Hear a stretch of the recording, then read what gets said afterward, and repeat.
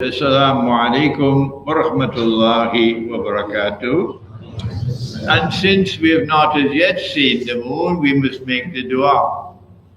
Allahumma barik lana fi Rajabin wa Shaban wa balighna Ramadan. Ameen ya Rabbal Alameen. Our topic is a very exciting one. An Islamic eschatological explanation of regime change in Syria. And we begin with what is eschatology. Imam Shafi'i, rahimahullah, he said that this ayah, this surah, Surah Al-Asr, is so powerful that even if we didn't have the rest of the Quran, this was enough. بعد أعوذ بالله من الشيطان الرجيم والعصر إن الإنسان لفي خسر. Allah is taking an oath by the time of Al-Asr. What is Al-Asr? It is the late afternoon. But here in this Quran, in this ayah, it's not the late afternoon of any special day. No. Allah is taking an oath by the late afternoon of history. And the late afternoon of history is akhirulzaman. It's the end time. That is eschatology. And he says that when the late afternoon of history comes, innal insana lafi khusr, all of mankind, not just this ummah, all of mankind would be in a state of loss, drifting. Hindu, Muslim, Christian, Jew, Buddhist, wherever you are, you all be drifting in a state of loss. إِلَّا الَّذِينَ آمَنُوا وَعَمِلُوا الصَّالِحَاتِ. The only ones who can survive are those who have faith and who have righteous conduct. This is the foundation with which to respond for the end time. You must have faith and righteous conduct. Then you qualify. Now those who have faith and who have righteous conduct, وَتَوَاصَوْا بِالْحَقِّ. It is with truth. And the Quran says of itself that it is al-haqqul yaqeen, absolute truth. So it is with truth in the Quran. This is what you need to survive the late afternoon of history. But when you stand up for the truth in the Quran, they're going to come after you. They shut the doors of the masjid on you. They'll tell lies about you. For example, I was surprised to hear about myself that I have said that Jesus was crucified. I said, what? I didn't know that. I didn't know that I said that Jesus was crucified. Eh? It is something interesting. Imran Hosein has said, there is a mistake in the Quran. I said, what? I didn't know that. Huh? They tell lies about you. And so when the late afternoon of history comes, and you turn to the Quran, to absolute truth in the Quran, to understand the world and to respond to it, they go come after you. So be patient. Whatever is sub. So now then, Let us turn to the Quran. Let us turn to He who was sent to teach the Quran, to understand the implications of regime change in Syria. Our Prophet, Allah's blessing be upon him, is the most powerful voice in all of history to explain the late afternoon of history, the end time. And he gave a timeline of events that no one has ever given. When I went to Moscow last February and I was narrating this hadith, the Russian foreign minister, Sergei Lavrov, was surprised. He didn't know about it. The Prophet said, Umranu Bayt al-Maqdis Karabu Yatrib, that when Jerusalem is center stage in the world, at that time Yatrib or Medina would be in a state of forlorn desolation, playing absolutely no role whatsoever in history. He went on to say,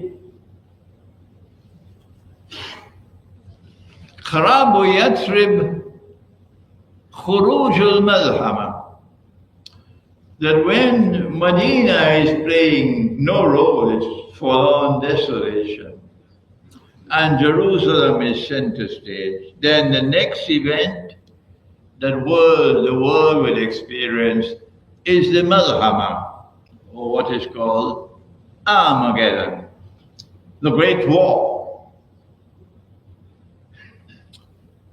And then he went on to say, Khuruj al-Malhama, Fathul Constantinia.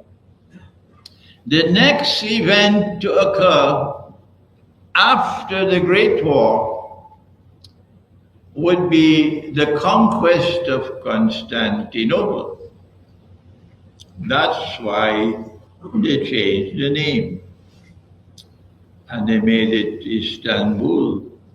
They did more than that. They prohibit you from using the name Constantinople now. Yeah. So I defy them. And I took the name Constantinople out of the garbage bin and I made it the title of my book, Constantinople in the Quran. And I said to them, put that in your pipe and smoke it.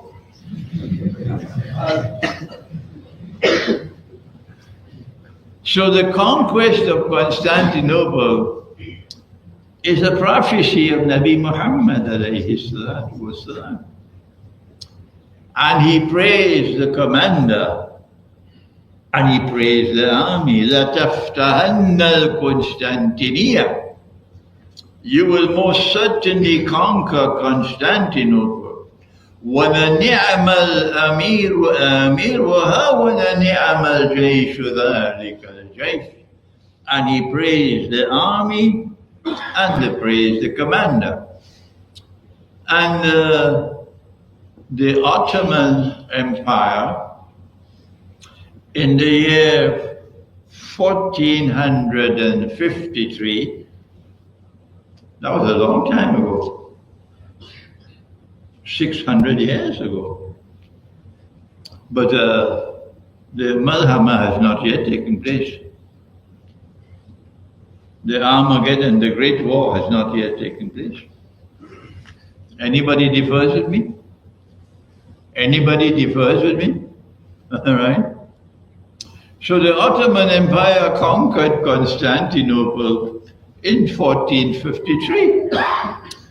And there are some foolish people, and that's the softest word I could use, foolish people, who are claiming that the conquest of Constantinople by the Ottoman Empire in 1453 fulfilled the prophecy. And that's wrong, because the prophecy is that the conquest of Constantinople is the next event after the Milhama. And then he went on to say, Fathul Constantiniya Khurujud Dajjal. That when the Muslim army conquers Constantinople, after that, then the next event to occur would be that Dajjal will now appear in human form. And when he does, he will appear as a Jew and as a young man, powerfully built. And he'll have the sideburns which the Torah has insisted you must keep, the sideburns. And he will stand up in Jerusalem and declare, I am the Messiah. And the Prophet said about him, he sees with one eye, the left eye. The right eye is blind. It looks like a bulging grape. But your Lord is not one eye. So when Dajjal stands up in Jerusalem and he declares, I am the Messiah, and we say, that is Dajjal. There are others who will say, no, you're wrong. This man sees with two eyes. He can't be Dajjal. He's seeing with two eyes. This is the people with the white thread and the black thread underneath the pillow. When Allah's messenger said that Dajjal sees with the left eye symbolizes external sight. And when he's blind in the right eye, the blind right eye symbolizes internal blindness. So we will be right. This is Dajjal. This is the timeline. And it is only when the Malhama has occurred, only when the conquest of Constantinople has occurred, only when Dajjal has appeared in human form, only then will the time come for the true Messiah to return. The true Messiah is Jesus, the son of Maryam, Nabi Isa alayhi salam. But Allah sent him to Bani Israel. This is in the Quran, twice in the Quran. And we cannot change what Allah did, can we? No, we can't. If Allah says, I sent him to Banu Israel, can we say, no, he sent to this ummah? Answer me, Benoni. Answer me.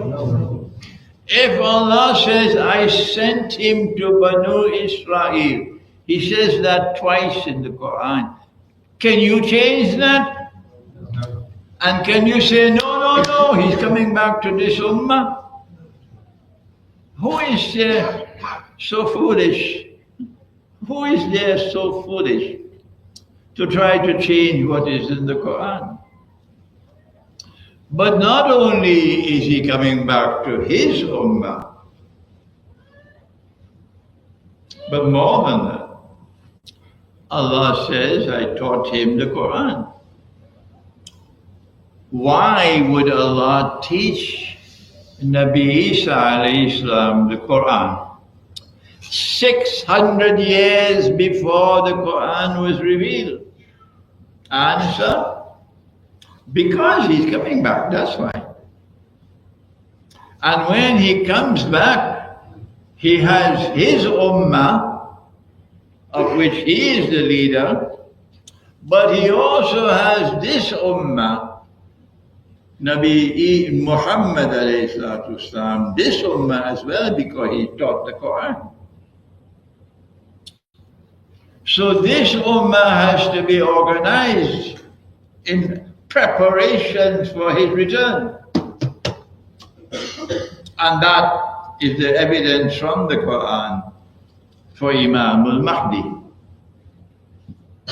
That in order for Nabi Isa alayhi salam to return, Allah must first send the Imam, and then the Republic of Turkey, and the Republic of Egypt, and the American Kingdom of Saudi Arabia, and the American Republic of Pakistan. All of these will disappear. And the Khilafah state will be restored. No Muslim can do that. Only the Imam can do that. And so now, the Imam will be sent by Allah to prepare the way for Nabi Isa alayhi salam to return. But events that have occurred in Syria recently are connected with the subject of Islamic eschatology. Because in Syria, for the longest while, you had a government which was Alawi. Alawi, not Sunni. It started with Hafiz al-Assad. The French chose him, and the French put him there. And then his son Bashar al-Assad took over from him. And this was not representative government. No, it was a dictatorship. But we must give credit where credit is due. That although the regime of Assad was not representative government, yet it had the profile of resisting Israel. Yes, it was resisting Israel. Like Iran is resisting Israel, like Yemen is resisting Israel, but not Saudi Arabia. I used to say 25 years ago that Saudi Arabia and Israel are sisters. I was wrong. 25 years ago, they were only cousins. Now they're sisters. Now they're sisters. And all the rest of the Arab world is following suit, except Syria and Libya and the Gaddafi. So they had to get rid of Libya. And they did it, the Western world. They did it, and they killed him. They didn't mind that Libya is now in a mess. What they wanted to do was to get the government of Libya to submit to Israel. Every Arab government must submit to Israel because Israel wants to rule the world. So what was left was Syria and Iran, but Iran is not Arab. So they wanted to get rid of Assad, and they created ISIS. I call them Dajjal's warriors. And for 10 years, Russia was very courageous. It could have led to world war. But Russia intervened in Syria and very courageously resisted these ISIS warriors. And as a consequence, Syria did not become another Libya. This is giving credit to the Syrian government for resisting Israel. That does not mean that we do not recognize that the Syrian government was not representative. It was an Alawi government. But our Prophet said that a Muslim Khalifa would die. This is Sahih Muslim. And this is akhirulzaman, the late afternoon of history. And when this Khalifa dies, there would be disagreement concerning succession. I came to the conclusion long ago that this did not represent that the Khilafah state will be restored. No. Our Prophet was simply speaking about a Muslim ruler who will die. And Hizb ut-Tahrir differed with me, never mind. And I said it was a Saudi king who will die. And after 25 years, most people now agree with me that a Saudi king will die. And when he dies, there will be disagreement concerning succession. And we can see that when Salman dies and Mohammed bin Salman takes over, then the fireworks are going to start within the Saudi royal family. How long will these disagreements take place? I don't know, but the disagreements will come out as soon as this king dies. So the hadith says that while there is disagreement concerning succession, a man will come out of Damascus. A man will come out of Medina and hurry to Mecca. And he will be someone who is well known, because the people of Mecca will come out to him and offer to give the bay'ah to him as Imam al-Mahdi. And there at the Kaaba he will declare, I am the Imam al-Mahdi. But then, once he declares that he is the Imam, then an army will march from Damascus to attack him. So long as Assad was there, we couldn't understand. But now that Assad has been removed and this jihad has been waged to remove this regime, we're now in a position to do some beneficial analysis. Who are these who have removed Assad and waged this jihad? When the regime in Syria fell and Assad had to flee to Moscow, and these jihadists took over in Damascus, the Israeli Prime Minister was boasting. Netanyahu was boasting. We are the ones who brought regime change in Syria, indicating there was the Israeli Mossad at work. Does anyone differ with me? Does anyone differ with me? Good. Not only did Israel boast about the regime change, we did it, but the American government of Joe Biden was boasting as well. Biden said, we did it. United States brought about the change in Syria, which indicates that the CIA was involved in regime change in Syria. Does anyone differ with me? And so now, this was not a valid jihad. This was a Israeli Mossad jihad, and this was a CIA jihad.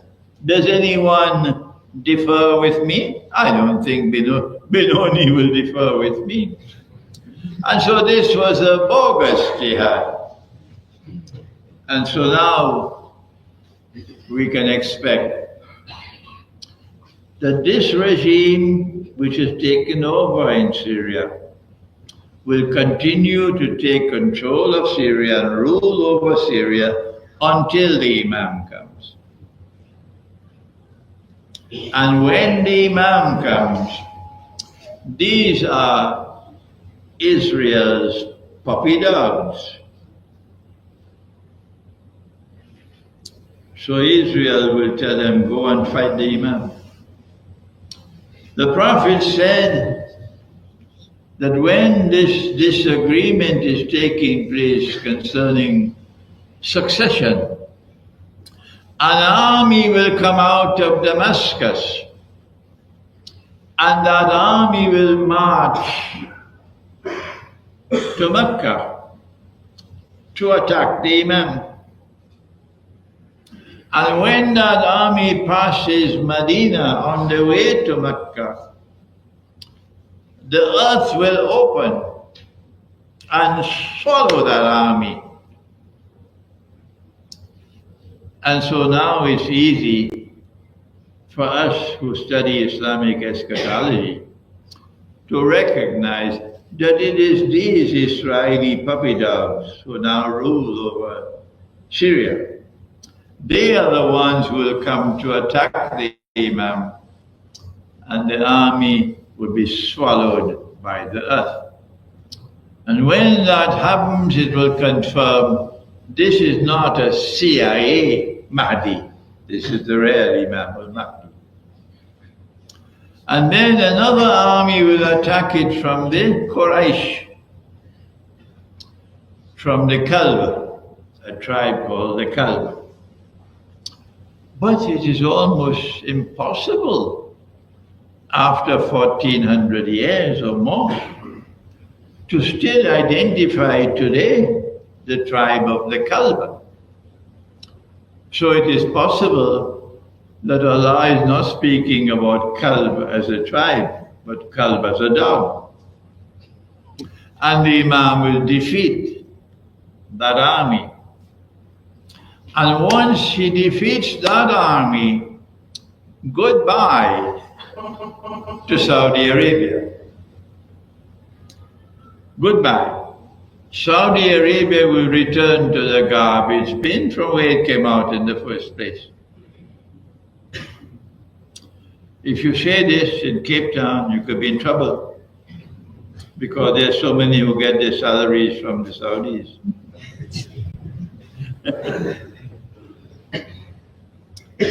And this Khilafah state will be restored. And when the Khilafah state is restored, with the Imam as the leader of that Khilafah state, that is what Allah wants, to send back the Messiah, Nabi Isa alayhi salam. I have given you in a nutshell the Islamic eschatological implications of regime change in Syria. There's more we can talk, but it'll take too long. I think this is enough to whet your appetite.